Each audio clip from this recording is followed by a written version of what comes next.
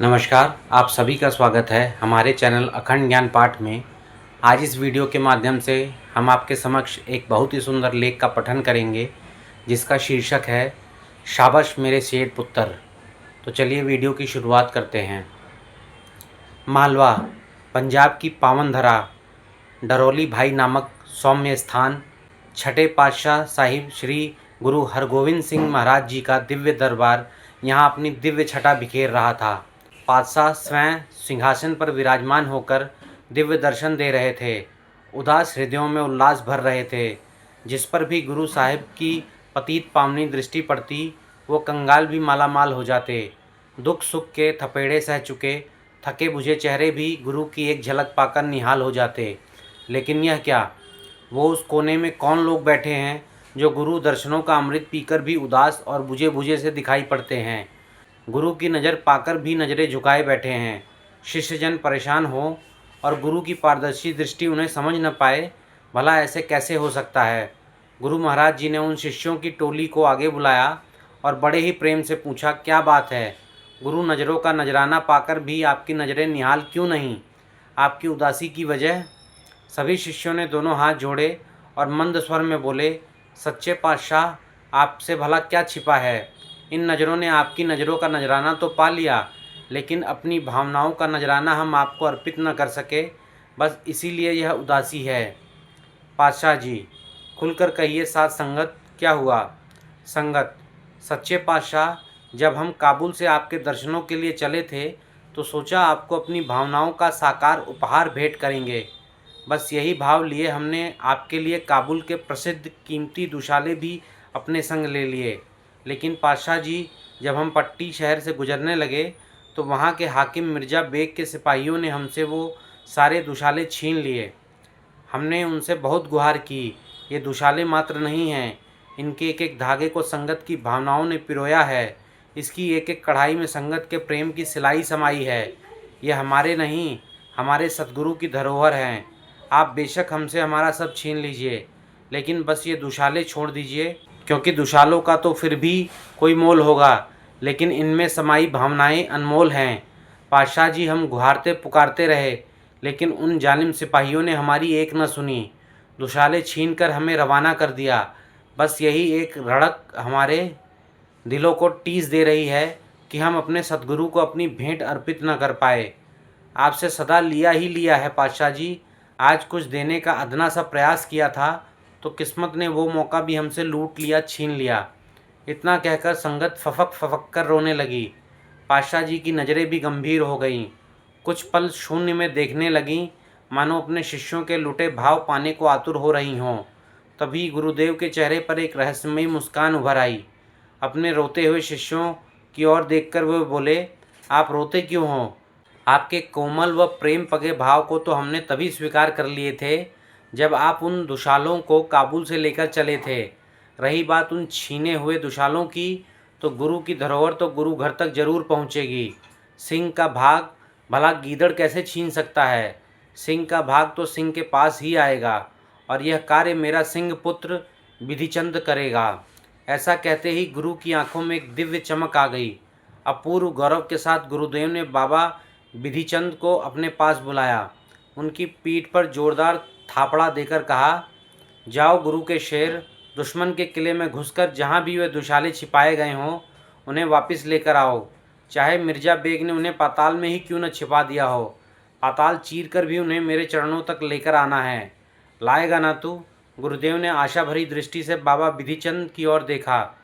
पातशाह जी, जब मेरे गुरुदेव की आज्ञा है तो उनका यह पुत्र हुक्म को पूरा करने के लिए धरती आसमान एक कर देगा। वो सारे दुसाले आपके श्री चरणों में प्रस्तुत होंगे। बस अपने इस दास से अपना यह सेवा कार्य कुशलता से करवा लेना। महाराज जी, बाबा विधिचंद जी चरणों में झुककर निमाणा भाव लिए बोले। गुरुदेव भी सिंहासन से थोड़ा आगे आए और बाबा विधिचंद की पीठ थपथपाकर आशीर्वाद प्रदान किया। तो आज ही रवानगी हो, गुरुदेव ने बुलंद आवाज़ में आज्ञा दी। बाबा विधिचंद घोड़े पर सवार हुए और पहुंच गए पट्टी शहर। अपने विवेक का आवाहन किया, सही समय पर साम दाम दंड भेद जो भी उचित लगा उस नीति का प्रयोग किया। अंततः दुशालों का स्थान पता लगा ही लिया। दुशाले कहीं और नहीं, मिर्ज़ा बेग के महल में ही रखे थे। बाबा बिधिचंद ने ज़बरदस्त युक्ति लगाकर उन दुशालों को हासिल कर लिया, लेकिन जैसे ही घोड़े पर सवार होकर वे पट्टी शहर से निकलने लगे तो पूरे महल में समाचार फैल गया कि दुशाले चोरी हो गए हैं। मिर्ज़ा बेग ने किले के सारे दरवाजे बंद करने का आदेश दिया। अब शहर से भागने के सारे रास्ते बंद हो गए। खड़क से लैस मुगलिया फौज बाबा बिधिचंद की तलाश में जुट गई। चप्पे चप्पे पर पहरा कड़ा कर दिया गया। सबसे बचते बचाते बाबा बिधिचंद आगे बढ़ रहे थे कि तभी सैनिकों की दृष्टि उन पर पड़ गई। फौजदार ने फौज को उनके पीछे लगा दिया। बाबा बिधिचंद आगे आगे भागने लगे और फौज पीछे पीछे। मन ही मन बाबा बिधिचंद सोचने लगे, पातशाह जी, अगर मैं पकड़ा गया तो गुरु और गुरु घर की बहुत बदनामी होगी। मैं मर सकता हूँ पर पकड़ा नहीं जा सकता। यही ठानकर बाबा जी ने घोड़े को एड़ी मारी और एक दिशा की ओर मोड़ दिया। कुछ ही दूरी पर उमरा नामक भट्टियार अपनी भट्टी को तपाकर बैठा था। बाबा बिधिचंद जी सीधे उसके पास गए और बोले, अरे भाई, कहीं कोई छिपने का स्थान मिलेगा क्या? मेरे पीछे शाही फौज लगी है। मैं गुरु का सेवक उनके सेवा कार्य के लिए निकला हूँ। मुझे तुम कोई स्थान बता दोगे तो गुरु सेवा में तुम्हारा भी सहयोग हो जाएगा। भट्टियार बड़े ही भोले भाव से बोला, बाबा जी, मेरे पास तो इस भट्टी के अलावा कोई और स्थान नहीं। आप कहीं और जाओगे भी तो भी मिर्ज़ा बेग का फौजदार आपको ढूंढ ही लेगा। यह तपती भट्टी ही अब आपको बचा सकती है। बाबा बिधिचंद ने सुना तो सीधा भट्टी में कूदने को तत्पर हो गए, लेकिन तभी बुद्धि ने कदम रोक दिए। अरे पगला गया है बिधिचंद, यह अंगारों से दहकती भट्टी है भट्टी, कोई शीतल जल से लबालब सरोवर नहीं जहाँ तू कूदने जा रहा है। अरे यह आग तेरी चमड़ी को चुटकियों में पिघला कर रख देगी। क्यों अपनी ही चिताग्नि में कूदने जा रहा है?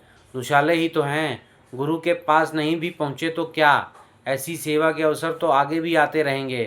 तन रहेगा तो सेवा पूरी करेगा ना। भावुकता में निर्णय नहीं लेते, इसलिए मेरी मान, ठहर जा, थम जा। बुद्धि ने तर्कजाल फेंका तो प्रेमी भक्ति की आत्मा ने भी हुंकार भर दी। थमने ही तो जा रहा हूँ पर गुरु चरणों में, ठहरने ही तो जा रहा हूँ पर गुरु आज्ञा में, अटकने ही तो जा रहा हूँ पर गुरु वचनों में। ये मात्र दुशाले नहीं हैं, इनमें गुरु का विश्वास समाया है। दुशाले न पहुँचे तो गुरु का विश्वास टूटेगा, उनकी आस टूटेगी। गुरु विश्वास को तोड़कर जीने से कई गुना अच्छा तो गुरु वचनों की पूर्ति में जलकर खाक हो जाना है। माना संसार के पथ पर भावुकता में निर्णय नहीं लेते, लेकिन गुरु सेवा के पथ पर तो भावना में ही निर्णय लिए जाते हैं। और मेरी भावना तो यही कहती है कि तन पिघले तो पिघले, मेरा प्रेम भाव न पिघले। चमड़ी जले तो जले, मेरा सेवा व्रत न टले। जीवन ढले तो ढले, मेरा विश्वास न हिले। बस अब क्या था, भक्त बिधिचंद की आत्मा के आगे बुद्धि के सारे तर्क बाण निष्फल हो गए। बाबा जी ने न आव देखा न ताव, झट से गुरु नाम के सुमरन से जुड़े और दहकती भट्टी में कूद गए। सेवक ने तो सेवा व्रत की परीक्षा में अपनी पूर्णता का प्रमाण दे दिया था। अब बारी थी गुरुदेव की पूर्णता का दर्शन करने की। इधर बाबा बिधिचंद जी आग में कूदे, उधर गुरु हरगोविंद सिंह महाराज जी एकाएक अपने सिंहासन से खड़े हो गए। मुख पर अतुलनीय गांभीर्य धारण किए, गुरुदेव ने अपनी दोनों भुजाएं उठा दीं और एक बुलंद आदेश दिया, तुरंत शीतल जल की गागरें भरकर लाओ और हमारे शरीर पर डालो। पूरी संगत में हलचल मच गई। आज तो इतनी गर्मी भी नहीं है, फिर जल से भरी गागरें क्यों? गुरुदेव का स्वर पुनः गूंजा, तुरंत अविलंब जल से भरी गागरें लाओ। जिसके हाथ जो लगा वह जल भरकर लाने लगा। बड़ी बड़ी मशकें निकाल ली गईं, भर भर कर शीतल जल गुरुदेव पर उड़ेला जाने लगा। उधर बाबा बिधिचंद जी जो कूदे तो आग में थे, पर उन्हें एक अपूर्व शीतलता का एहसास होने लगा। ऐसी शीतलता जो बाहर किसी सरोवर में कूदने पर कभी न मिली हो। आग की लपटें उनके लिए गुरुदेव की शीतल गोद बन गई। वे दोनों नेत्र मूंदे उन आग की लपटों में गुरुदेव के ध्यान में निमग्न हो गए। सच ही तो कहा गया है, जिस कहूँ तू प्रभु भैया सहाई, तिसु तति वाव न लगे काई। जिसकी सहायता सद्गुरु स्वयं करते हैं उसको तो गर्म हवा का झोंका भी नहीं छू सकता, फिर भला इन आग की लपटों की क्या बिसात। इतने में बाबा बिधिचंद का पीछा करते हुए शाही फौज उन्हें पकड़ने की मंशा से वहां पहुंच गई।